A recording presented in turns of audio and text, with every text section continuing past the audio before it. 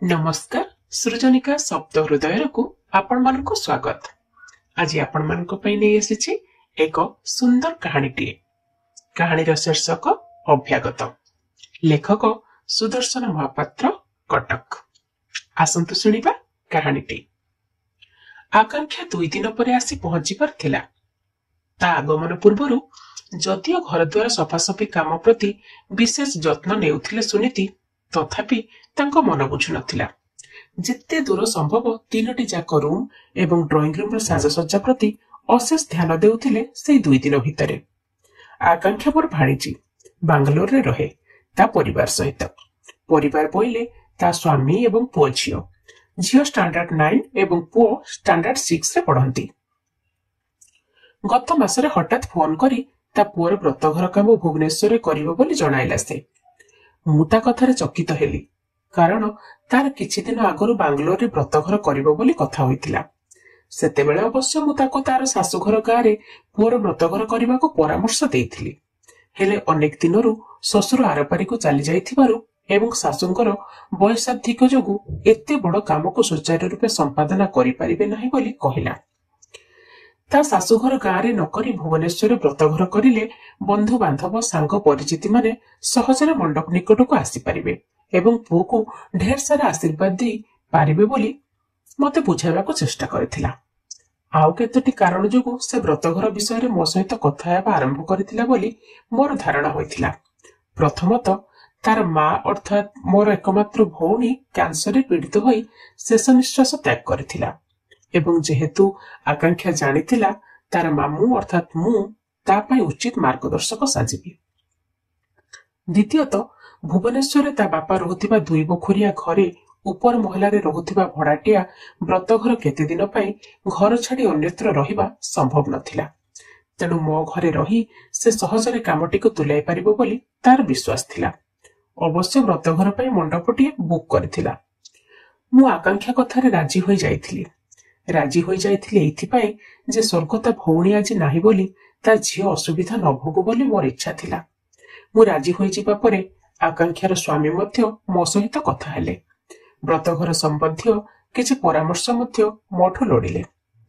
दीर्घ केते वर्ष परे आकांक्षा एथर रीतिमत मो सहित कथा हेबारे लागिला। बांगालोर रे थाई काहाकु सब निमंत्रण करा जिवो से विषय विस्तृत आलोचना कला। हेले गाँ रे रहुथिबा तांको निज साही भाईंको ना से आलोचना रे नथिला। मो तरफरु ए संक्रांत रे 2 थर पचारिथिले भी से प्रसंगठू दूरी जिबाको चेष्टा करिथिला। मते जहा लागिला से अतिथि मानक लिस्ट तयारी करिथिला जे माने खाली हाथ रे भोजी खाइबाको आसीबे नाही। एई बाछ विचार रे से निकट संपर्कीय मानकु अणदेखा करिथिला। हुए तो आकांक्षा ता स्वामी सहित कथावार्ता करी एमिति एक लिस्ट तयारी करिथिबो भाबी निजर मन कथा आउ ताको कहि पारिलेनी। व्रतघर तारीखर 2 दिन आगरु मो घरे आकांक्षा आसी पहुंची गला सपरिवार। आसु आसु पुरोहित जोगाड़ करबाकू देइथिबा सामग्री मानकर लिस्ट मध्य मो हाथ को बढ़ाई देइथिले भाणेजी जय आशीष। अतएव मु लागी पड़िली से सब जिनिस एकजुट करिबारे। आकांक्षा और तार परिवार संध्यारे बुली बाहरी गले। मु सिना मो घर को डाकी देली, हेले भाणीजी एवं भाणीजी जोईको चर्चा केमिति भलरे करिवे बोली घांटी गोली हेउथिले आर्थराइट रोगरे आंठुगंठी जंत्रणा भोगुथिबा मोर पत्नी सुनीति। व्रतघर पूर्व दिन हेबाकु थिबा चारिकर्म विधि सुचारू रूपे संपादन करिबाकू तत्पर होई उठिथिले सुनीति। ता सांगकू मंगुला मंगुली काम कराइबाकू एवं ठाकुराणी पूजा इत्यादि विधि विधान को सठिक भावरे तुलाइबाकू घर घर बुली पाख पड़ोशी मानकू ठीक समय रे आसीबाकू अनुरोध करि आस्थिले। चारिकर्म पूर्व दिन पड़िथिला रविवार। से दिन सकाळु आकांक्षा ता झियो को नै बाहरी गला तांको बंधु मिलन उत्सव रे जोग देबाकू। आउ जोई बाहरी गले तांको गाँ को पुओ को धरी। संध्यारे पुणी समस्ते फेरी आसिले। से दिन आकांक्षार जन्मदिन तिथि अनुसार पड़िछि बोली जानी से खुशी हेबो बोली खीरी तयारी करिथिले सुनीति एवं मते कही ता पई साड़ीटी किनिले। व्रतघर विधि अनुसार चारिकर्म पूर्व दिन हुए बाट घस। नानी बंचिथिले ए प्रथा से निश्चय करिथान्ते। से अनुसार पाख पड़ोशी घरे पिठा और खीरी बांटी आसिथिले सुनीति। ନୂଆ ଶାଢୀ ପିନ୍ଧି ଆକାଂକ୍ଷା ଖୁସି ହେଲା ବୋଲି ପ୍ରତ୍ୟୟ ହେଲା ବେଳକୁ ଏ ଶାଢୀ ଏବେ ଆଉଟଡେଟେଡ, ପୁରୁଣା କାଳିଆ ବୋଲି ଟିପ୍ପଣୀ ଦେଲା ସେ। ଚାରିକର୍ମ ଦିନ ଆକାଂକ୍ଷାର ଶାଶୁଘର ତରଫରୁ 2-3 ଜଣ ଆସି ପହଞ୍ଚିଗଲେ। ଯେତେ ହେଲେ ବି ବନ୍ଧୁ, ସେମାନଙ୍କୁ କଣ ଅଣଦେଖା କରିହୁଅନ୍ତା? ଚାରିକର୍ମ ଦିନ ସକାଳୁ ବିଭିନ୍ନ କାର୍ଯ୍ୟ ସାରଣୀ ଭିତରେ ରୋଷେଇ କାମ ଅସୁବିଧା ହେବ ବୋଲି ମଧ୍ୟାହ୍ନ ଭୋଜନ ପାଇଁ ମନ୍ଦିରରୁ ଖାଇବା ନେଇ ଆସିବାକୁ ଉଚିତ ମଣିଲି। ଅବଶ୍ୟ ସକାଳୁ ସୁନୀତି ସମସ୍ତଙ୍କ ପାଇଁ ଜଳଖିଆ ତିଆରି କରିଥିଲେ। ଆକାଂକ୍ଷାର ଝିଅ ତ ଜଳଖିଆ ପ୍ରସ୍ତୁତି କରିଥିବା ଆଈର ଖୁବ୍ ପ୍ରଶଂସା କଲା। ମୋ ମାଇଁ ଗାଁରେ ବଢିଛନ୍ତି ତ, ଗାଉଁଲି ରୋଷେଇ ଖୁବ୍ ଭଲ ରାନ୍ଧି ପାରନ୍ତି, ଝିଅକୁ କହିଲା ଆକାଂକ୍ଷା। ଏ ପ୍ରକାର କଥା ଶୁଣି ଯଦିଓ ଖଟକା ଲାଗିଲା, ତଥାପି କିଛି ମନରେ ଧରି ରଖିବାକୁ ଇଚ୍ଛା ନଥିଲା। ମଧ୍ୟାହ୍ନ ଭୋଜନ ପାଇଁ ମନ୍ଦିରରୁ ପ୍ରସାଦ ଆସିଲା। ଏତିକି ବେଳକୁ ଆକାଂକ୍ଷା ଖୋଜିଲା ଲେମ୍ବୁ ଖଣ୍ଡେ। ସୁନୀତି ମତେ କହିଥିଲେ ବି ମୁଁ କେମିତି କେଜାଣି ଭୁଲି ଯାଇଥିଲି। ମାଇଁ, ଲେମ୍ବୁ ଆଉ ଲଙ୍କା ଟିକିଏ ବି ଘରେ ରଖୁନା? କେତେ ବା ଦାମ ହେବ ଏସବୁର? ମାମୁଁ କଣ ଏତେ ଗରିବ ଅବସ୍ଥାରେ ଅଛନ୍ତି? ଜୟୀଙ୍କ ଆଗରେ ତାକୁ କିଛି ସମୁଚିତ ଉତ୍ତର ଦେବାକୁ ମନ କହିଲାନି। ଭାବିଲି ସେ ଏମିତି ମଜାରେ କହୁଛି। ସେତିକି ବେଳକୁ ଜୟୀ ଆଶିଷ ରାତିର ରେଷ୍ଟୁରାଣ୍ଟରେ ଯାଇ ଡିନର କରି ଆସିବାକୁ ପ୍ରସ୍ତାବ ଦେଲେ। ମୁଁ କିଛି ନ କହି ହସିଦେଲି, ଅର୍ଥାତ୍ ପରୋକ୍ଷରେ ସମ୍ମତି ଜଣାଇଲି। ଠିକ୍ ସନ୍ଧ୍ୟା ହେବା ଆଗରୁ ସେମାନେ 4 ଜଣ ଓଲାରେ କେଉଁଆଡେ ଗଲେ। ଓଲା କେତେବେଳେ ବୁକ୍ କଲେ କିମ୍ବା କେଉଁଆଡେ ଗଲେ ମତେ ଜଣାଇଲେ ନାହିଁ।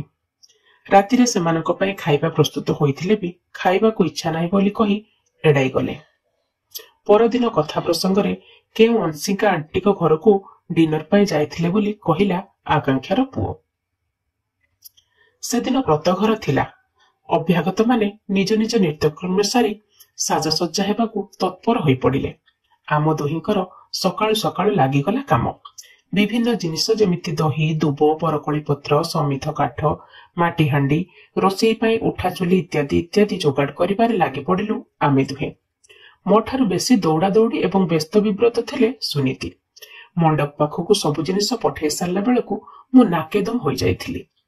ସେମାନେ ସମସ୍ତେ ମଣ୍ଡପ ପାଖକୁ ଯାଇସାରିଥିଲେ। ଥକ୍କା ମାରିବାକୁ ଭାବିଲି ଘଡ଼ିଏ ବସି ଯିବାକୁ। ଏତିକି ବେଳକୁ ସୁନୀତି ଆସି ଗୋଟିଏ ବାଲ୍ଟି ଆଣିବାରେ ବ୍ୟବସ୍ଥା କରିବାକୁ ନିଉଛାଳି ହେଲା ଭଳି କହିଲେ। ହଠାତ୍ ଏ ସମୟରେ ବାଲ୍ଟିର କଣ ଦରକାର ହେଲା ବୋଲି ସାମାନ୍ୟ ରାଗିଯାଇ ପଚାରିଲି। ଜୟୀ କୁଆଡେ ଏସିଆନ ପେଣ୍ଟସର ବାଲ୍ଟି ବାଥରୁମରେ ଦେଖି ମାମୁଙ୍କର କଣ ଭଲ ବାଲ୍ଟିଟିଏ କିଣିବାକୁ ପଇସା ନାହିଁ ବୋଲି ଆକାଂକ୍ଷାକୁ କହିଛନ୍ତି। ସେମାନଙ୍କର ଫାଲତୁ କଥାରେ ମୁଣ୍ଡ ଖେଳାଇବା ଦରକାର ନାହିଁ ବୋଲି ଚିଡ଼ି ଯାଇ ସୁନୀତିକୁ କହିଲି। 16 ବର୍ଷ ଝିଅର ମା ଆକାଂକ୍ଷା ମଣ୍ଡପ ପାଖରେ ସାଜସଜ୍ଜା ହୋଇ ଯେମିତି ବୁଲାବୁଲି କରୁଥିଲା, ଲାଗୁଥିଲା ସେ ବୋଧହୁଏ ଗୋଟିଏ ରଙ୍ଗୀନ ପ୍ରଜାପତି। ବେଦୀ ପାଖରେ ଠିଆ ହୋଇ ମୁହଁର ମେକଅପ୍ ସଜାଡ଼ି ନେଉଥିଲା ବାରମ୍ବାର ଏବଂ ସମସ୍ତଙ୍କ ସହିତ ଫଟୋ ଉଠାଇବା ଯେମିତି ତାର ଏକମାତ୍ର କାର୍ଯ୍ୟ ବୋଲି ବୁଝି ହେଉଥିଲା। ବ୍ରତ ଭିକ୍ଷା କାମ ସରିଲା ବୋଲି ଶୁଣି ସେ ଆଶ୍ୱସ୍ତ ହେଲା। ଅର୍ଥାତ୍ ଯେଉଁ କାମ ପାଇଁ ଆସିଥିଲା ସେହି ପ୍ରତୀକ୍ଷିତ ମୁହୂର୍ତ୍ତ ଏବେ ଅତିବାହିତ ହୋଇଛି ଜାଣି ତାର ଉଦ୍ବିଗ୍ନତା କଟିଗଲା। ଯେଉଁଦିନ ଆସି ସେମାନେ ପହଞ୍ଚିଥିଲେ ସେଇଦିନ ହିଁ କଥାବାର୍ତ୍ତା ଭିତରେ ବ୍ରତଘର ପରଦିନ ସମସ୍ତେ ପୁରୀ ଯିବା ବୋଲି କହିଥିଲେ ଆଶିଷ। ସତକୁ ସତ ସକାଳୁ ଆସି ବୁକ୍ କରିଥିବା କାରଟିଏ ଠିଆ ହେଲା ଆମ ଘର ପାଖରେ। 10-15 ମିନିଟ୍ ଭିତରେ ସେମାନେ ଜଣେ ଜଣେ କରି ତଳକୁ ଓହ୍ଲେଇ ଗଲେ ଏବଂ ଶେଷକୁ ଯାଉଥିବା ଆକାଂକ୍ଷା ଆମେ ପୁରୀ ଯାଉଛୁ ବୋଲି କହିଦେଇ ଗଲା। ମୁଁ ତଳକୁ ଚାହିଁଥିଲି। ଆଶିଷଙ୍କର ସମ୍ପର୍କୀୟ 2 ଜଣ ଆସି ପହଞ୍ଚିଲେ ସ୍କୁଟି ଧରି ଏବଂ ଆମ ଘର ସାମ୍ନାରେ ସ୍କୁଟି ରଖି ପୁରୀ ଅଭିମୁଖେ ବାହାରିଗଲେ ସେମାନେ ସମସ୍ତେ। ପୁରୀ କୋଣାର୍କ ଆଦି ବୁଲି ଆକାଂକ୍ଷା ଫେସବୁକରେ ଯେଉଁ ଫଟୋ ସବୁ ଅପଲୋଡ କରୁଥିଲା ସେସବୁକୁ ଦେଖି ମନେ ହେଉଥିଲା ସତେ ଯେମିତି ସେମାନେ ଗୋଟିଏ ହଲିଡେ ଭ୍ୟାକେସନ କାଟିବାକୁ ଆସିଥିଲେ। ଡାଇନିଂ ଟେବୁଲ ଉପରେ ସେଦିନ ରାତିରେ ଲଙ୍କା ଆଉ ଲେମ୍ବୁ ଦେଖି ମୁଁ ଆଶ୍ଚର୍ଯ୍ୟ ହେଲି। ମୁଁ ସେଦିନ ଯେଉଁ ଲେମ୍ବୁ ଆଉ ଲଙ୍କା ଆଣିଥିଲି ସେସବୁ ଫ୍ରିଜରେ ଅଛି ବୋଲି ତଦାରଖ କରି କହିଲେ ସୁନୀତି। ମାଇଁ, ଲେମ୍ବୁ ଆଉ ଲଙ୍କା ତୁମ ଘରେ ନଥିଲା ତ ମୁଁ ପୁରୀରୁ ନେଇ ଆସିଛି, ହସି ହସି କହିଲା ଆକାଂକ୍ଷା। ସୁନୀତି ମୋ ଆଡକୁ ଚାହିଁଲେ ଏବଂ ଚୁପ୍ ରହିବାକୁ ଇଙ୍ଗିତ କଲେ। ରାତିରେ ଗୋଟିଏ ରୁମରେ ପଶି ସେମାନେ 4 ଜଣ କବାଟ ଆଉଜେଇ ଦେଲେ। ଗିଫ୍ଟ ବ୍ୟାଗ ଖୋଲୁଥିବାର ଶବ୍ଦ ବାହାରକୁ ଶୁଭୁଥିଲା। ପ୍ରାୟ 2 ଘଣ୍ଟା ପରେ ସେମାନେ ବାହାରିଲେ ସେ ଘରୁ। ମାମୁଁ, ତୁମେ ବ୍ରତ ଭିକ୍ଷାରେ ଯେଉଁ ମୁଦିଟି ଦେଇଛ ତାଠାରୁ ଆହୁରି ବେଶୀ ଓଜନର ଏବଂ ସୁନ୍ଦର ମୁଦି ଦେଇଛନ୍ତି ମୋ ମାମୁଁ ଶ୍ୱଶୁର। आशीष मो आड़क चाही तीर्जक हसुथिबार लक्ष्य कली। परदिन सकाळକୁ थिला सेमानंकर फ्लाइट। बाहरिला बेलकु सार्ट टी मो हातरे देई मामू ससुरंक पई किनिथिबा सार्ट टी तांकु देबा उपयुक्त नुहे बोली आशीष कहिबारु तांको पई आ गुटे सार्ट किनी काली पुरीरु आसला बेलकु देई आसिलु। तुमे एई सार्ट टी को रख आ माईंको पई साड़ी टी से खट उपरे रखिछि कहिला आकांक्षा एवं तरतर होई तळको ओल्हेई गला। ऊपर थाई मधुर संभाषण रे विदाय देलु सेमानंकु। आउ केबे भुवनेश्वर आसिले आम घर को निश्चय आसिबो बोली कहिले सुनीति। जवाब रे हां बोली पदिए सुनिबा आगुरु सेमाने कार रो डोर बंद कर सारिथिले। सेमाने घरु बाहरिबा परे आमे सोफारे निशब्द रे बसिला भले बसिलु जेमिति बाक्रुद्ध थिलु। केउठु कथा आरंभ करिबु बोली भितरे भितरे दुहे भाबी हेउथुलु बोधवे। सोफार उठी सुनीति भीतर को गले। फोन रे कहा सहित कथा हेउछंती जानी कान डेरिले। फ्लाइट विषय रे कथा हेउछंती सुनी बुझी पारिले सबु। टिकिए परे पुणी आसी मो पाखरे बसिले से। तांको मुहरु अनेक कथा पढ़ी हेउथला। एबे पुणी किछि कहिला कि से पागले। बापा भड़ाटियाଙ୍କୁ घरु बाहर कले नाही बोली से बार दुआर बोली पुओ व्रतघर काम कोनोसी मते सारिले बोली कहिले आकांक्षा। सुनीतिको कथारे मु उत्तेजित होई उठुची बोली से बोधुए जानि पारिले। देखो तुमर बीपी हाई अछि, शांत रहिबाकु चेष्टा करो, अन्य कथा किछि भाबिबा बंद करो। परदिन प्राय 10टा बेलकु फोन कला आकांक्षा। सेमाने भलरे पहुंचिले बोली जणाइला। ता सांगकु घरर एड्रेस मागी बसिला हठात। मु दिधारे पड़िली। टिकिए परे ताठारु जानिबाकु पाइली जे से बाल्टीटिए बांगालोरु पठाइबाकु चाहुछि। तू काहेकि अजथारे पैसा खर्च करिबु बोली कहिबारु मामू तुम भाणीजी पर चाकरी करछि, तुमे काहेकि पैसा कथा भाबुछ। चटापट उत्तर फेराइला से। तोर आउ एठिके आसीबार नाही तो बाल्टी पठाइबा कोन दरकार, हमर सेई रंग बाल्टी रे चली जिवो कहिबाकु भाबिली सिना हेले कहि परलिनी। आहुरी भाबिथिली कहिबाकु माईको पई जो साड़ीटा थई जाइछु से पैकेट भितरे बारीक लेखा कागज खंडे रखा जाइथिला एवं मते जो सार्ट खंडिक देई जाइछु से मोठू ढेर ओभर साइज रो हेले कहिबाकु कंठर थैला। मने पड़िला एई से भाणीजी जाहाकु कोଳରେ धरी केते बुलेइछि आम गां दांडरे। ता कंठरु प्रार्थना स्तोत्र आदि सुनिबाकु भल लागे बेली लोकंकु डाकी डाकी सुनेइछि। एबे सेई कंठरु ताहार जा निर्गत हेउछि ताकु भी सुनिबाकु धैर्य रखिबा उचित बोली भाबिली। एबे पैसा खर्च करिबा दरकार नहीं, मु मरि गले क्रियाकर्म हेबो, सेति पई बहुत पैसा दरकार। सेई समय रे झियो माने किछि पैसा दियंती, साइति रखिता सेतिकी बेलकु दबु। मोर एई कथा केई पद सुनी से आ कोनोसी जवाब देई नथिला।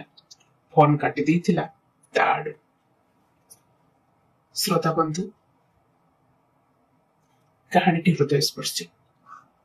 आशा करे कहानीटी आपण मानकु भल लागिथिबो। कहानीटी आपण मानकु केमिति लागिला आ कहानी विषय मतामत निश्चय कमेंट माध्यम रे हमकु जणाइबे।